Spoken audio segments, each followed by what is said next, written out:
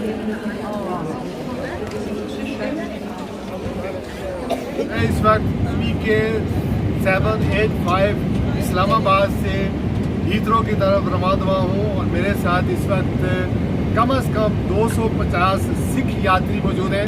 ये सिख यात्री करतारपुर राहदारी खोलने के बाद जो बाबा गुरु नानक का 550 यूम पैदाइश था वो अटेंड करने के बाद लंदन में वापस जा रहे हैं।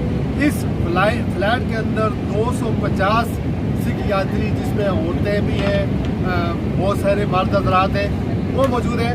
इनके तासरात जानते हैं और यहाँ पर बड़ी दिलचस्प बातें जो है वो सुनने को मिल रही हैं। तो मैं इनके तासरात आपको जो है वो सुनवाता हूँ कि ये क्या महसूस कर रहे हैं पाकिस्तान का। इन्होंने जो दौरा किया है, फिर करतारपुर का जो गुरुद्वारा है वो तैयार हुआ है, वहाँ वज़ीर-ए-आज़म इमरान खान साहब आए, नवजोत सिंह सिद्धू आए और बहुत सारे सिख यात्री दुनिया भर से वहाँ पर गए।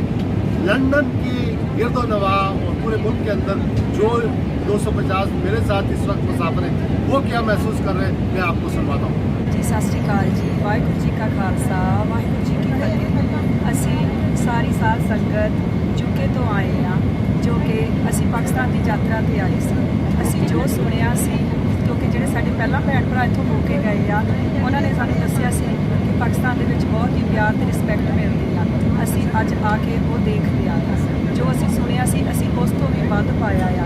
ਇੱਥੇ ਸਾਰਿਆਂ ਨੇ ਸਾਨੂੰ ਬਹੁਤ ਪਿਆਰ ਤੇ ਰਿਸਪੈਕਟ ਦਿੱਤੀ ਆ।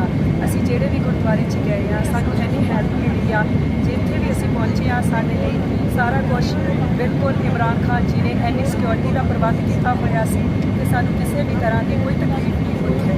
ਉਹਨਾਂ ਨੇ ਸਾਡੇ ਲਈ ਸਪੈਸ਼ਲ ਸਟਾਫ ਲਾਈਕ ਸਫਾਈ ਲਈ ਐਵਰੀ ਸਾਰਾ ਕੁਝ ਇੰਨੇ ਵਧੀਆ ਅਰੇਂਜਮੈਂਟ ਕੀਤੇ ਸੀ ਕਿ ਅਸੀਂ ਉਹਨਾਂ ਦਾ ਦਿਲੋਂ ਧੰਨਵਾਦ ਕਰਦੇ ਹਾਂ। ਅਤੇ ਦੂਸਰੀ ਗੱਲ ਮੈਂ ਇਹ ਕਹਿਣਾ ਚਾਹੁੰਦੀ ਹਾਂ ਕਿ ਉਹਨਾਂ ਨੇ ਜਿਹੜਾ ਸਾਡਾ ਕਰਤਾਰਪੁਰ ਦਾ ਰਸਤਾ ਖੋਲ੍ਹ ਦਿੱਤਾ ਆ, ਉਹਦੇ ਲਈ ਮੈਂ ਅਤੇ ਸਾਡੀ ਪੂਰੀ ਸਿੱਖ ਕਮਿਊਨਿਟੀ ਉਹਨਾਂ ਨੂੰ ਰੀਅਲੀ ਥੈਂਕ ਯੂ ਕਰਦੇ ਹਾਂ ਕਿ ਉਹਨਾਂ ਦਾ ਸਾਡੀ ਹਿਸਟਰੀ ਦੇ ਵਿੱਚ ਨਾਮ ਆ ਚੁੱਕਾ ਆ ਕਿ ਉਹਨਾਂ ਨੇ ਇੰਨਾ ਗੁੱਡ ਕੰਮ ਕੀਤਾ ਆ, ਅਸੀਂ ਦੱਸ ਨਹੀਂ ਸਕਦੇ ਹੈਗੇ।